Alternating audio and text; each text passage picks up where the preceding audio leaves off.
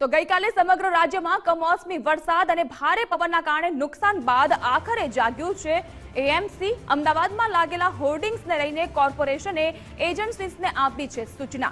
એજન્સીઓને હોર્ડિંગ્સના structure stability report જમા કરાવવાની સૂચના કોર્પોરેશન દ્વારા આપી દેવામાં આવી છે। મોબાઈલ ટાવરની પણ સ્ટ્રક્ચર સ્ટેબિલિટી રિપોર્ટ જમા કરાવવાની સૂચના એએમસી દ્વારા। અમદાવાદ શહેરમાં 2000થી વધુ હોર્ડિંગ્સ લગાવેલા હોવાની વાત દેવાંગ દાણી દ્વારા કહેવામાં આવી છે।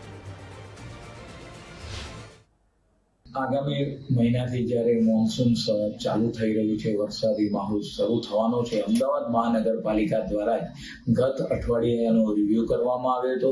મહાનગરની અંદર જેટલા પણ હોર્ડિંગ્સ આવેલા છે, જેની સામાન્ય રીતે ઊંચાઈ જમીન લેવલથી 3.5 મીટરે હોર્ડિંગ્સ લગાવવામાં આવતા હોય છે, તેના તમામ હોર્ડિંગ્સો જે છે પ્રાઇવેટ સાઇડના લગભગ 2000 જેટલા અને ટેન્ડર સાઇડ ઉપર લગભગ 250 જેટલા જે હોર્ડિંગ આવ્યા છે, તમામ એજન્સીઓને એના સ્ટ્રક્ચરલ સ્ટેબિલિટી સર્ટિફિકેટ ચેક કરવા માટેનું અને કોર્પોરેશનમાં જમા કરાવવા માટેનું કહેવામાં આવ્યું છે। પરિણામે કોઈ ઘટના બને નહીં તે માટે અમદાવાદ મહાનગરપાલિકા દ્વારા આગોતરું આયોજન એના માટે કરવામાં આવ્યું છે।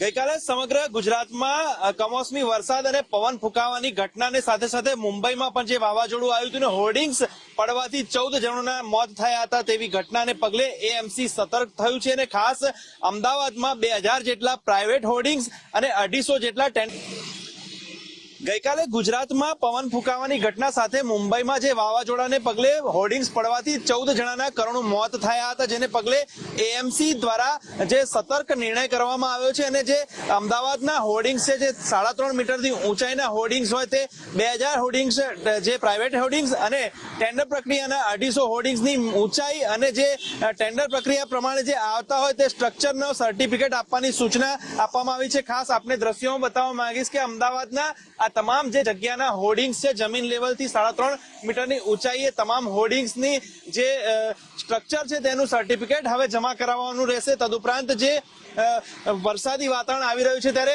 એવા જે મોટા વૃક્ષો છે જેને ટ્રીમિંગની પ્રક્રિયા હાથ ધરાશે।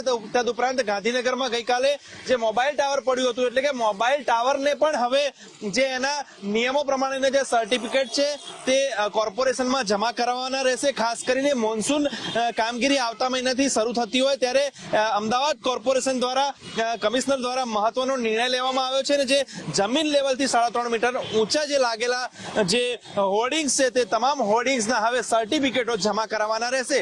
કેમેરામેન નિકુંજ પ્રજાપતિ સાથે સચિન કડિયા, ગુજરાત ફર્સ્ટ, અમદાવાદ।